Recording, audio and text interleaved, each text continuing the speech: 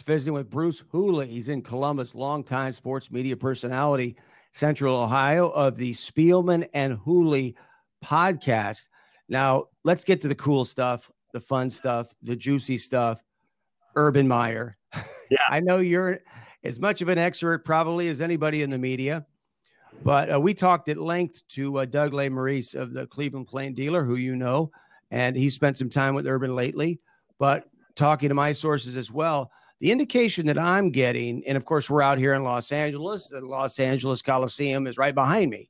But the indication I'm getting at this point, Bruce, is that because Urban has all of these existing roots in Ohio, and the nature of his departure was in part because of the medical condition, the idea that he could come into USC now, next season, is a non-starter. Would you agree with me on that?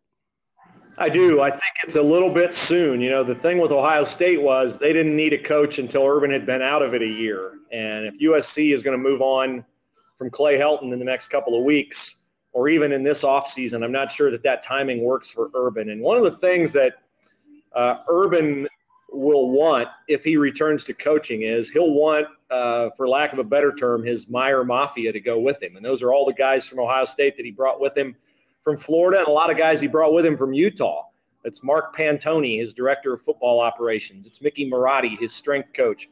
It's Brian Voltolini, the guy who, we think deleted the text messages on Urban's phone. It's I call him Winston Wolf Tolini because he's like the guy from Pulp Fiction who makes all the bad stuff go away. Right.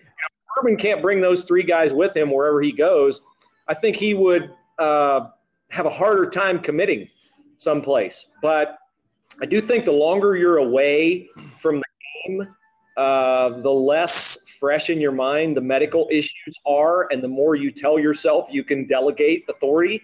He did delegate authority early on at Ohio State, but then once you get back in the moment, once you get so close to winning, I think it's hard to keep your hands off the steering wheel.